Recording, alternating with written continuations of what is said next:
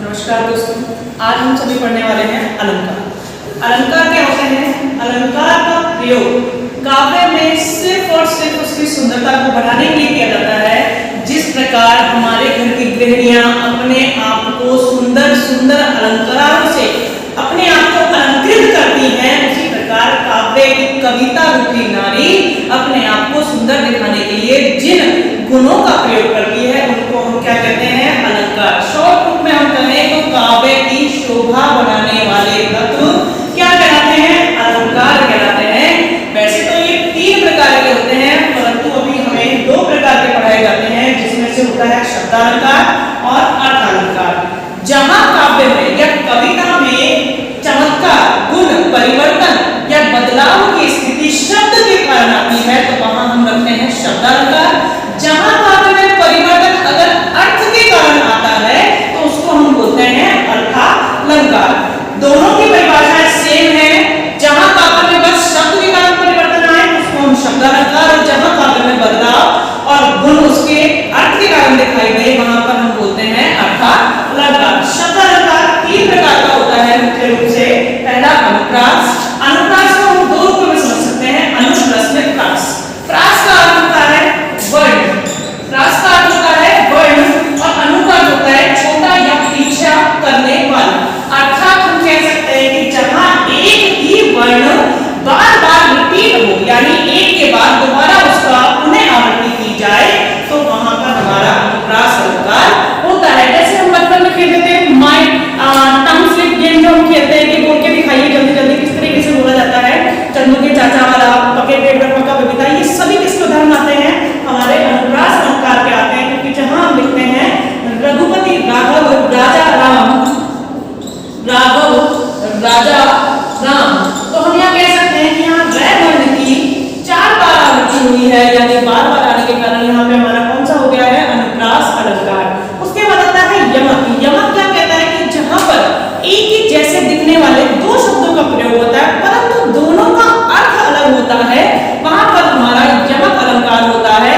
जैसे हम कहते हैं 3 बेर खाती थी, 3 बेर खाती थी और 3 बेर खाती है, 3 बेर खाती है। अब देखिए बेर, बेर शब्द का 2 बार प्रयोग किया गया है और दोनों बातों का अर्थ अलग अलग है। प्रथम बेर समय को दिखाता है कि पहले जब वो रानी थी तो 3 समय भोजन करती थी। द्वितीय जो बेर है वो दिखाता है फल को, जो हमारा फल होता है, अर्थात कि जब वो रानी नहीं है, जंगलों में रहती है, तो अब केवल 3 फल ही खाती है। तो हम यह कह सकते हैं कि यमक अलंकार क्या कहता है कि जहां एक ही शब्द 2 बार या 2 से अधिक बार आए और हर बार एक अर्थ में परिवर्तन लेके आए, वहां हमारा यमक अलंकार होता है। तीसरा हमारा आता है श्लेष, जो कि सबसे ज्यादा बच्चों को कठिन लगता है, परंतु वास्तविकता में कहा जाए कि बहुत ही सरल है। बस समझने का खेल है कि जहां पर यहाँ हमारे पास 2 शब्द होते हैं अलग अलग अर्थों के लिए, परंतु यहाँ पे हमारे पास एक शब्द होता है कई सारे अर्थ लेके आता है। क्योंकि श्लेष का अगर हम शाब्दिक अर्थ निकालें तो इसका अर्थ होता है चिपका होना। श्लेष का शाब्दिक अर्थ ही होता है चिपका होना, अर्थात जहां एक ही शब्द के संग कई कई अर्थ जुड़े रहे वहां पर हमारा श्लेष अलंकार होता है। जैसे हम कहते हैं कि सुगरण को ढूंढत फिरत कभी व्यभिचारी चोर, या फिर रहीमन पानी डाकिए बिन पानी सब सून, और पानी गए न उबरे मोती मानस चोर। तो हम देखते हैं कि सुगरण, सुगरण को ढूंढत फिरत, ढूंढत फिरत।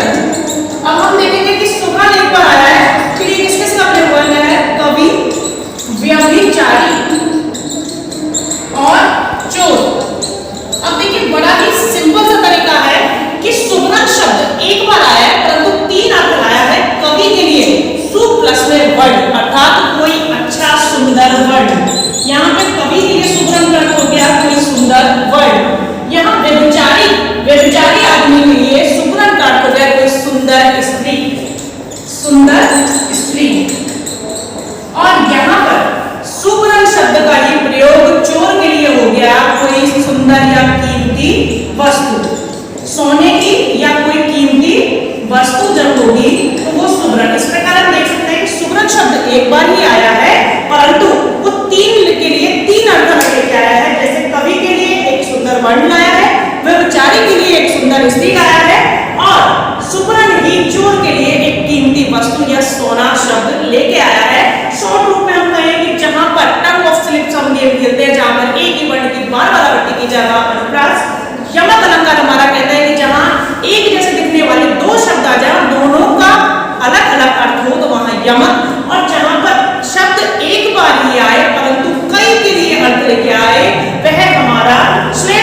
होता है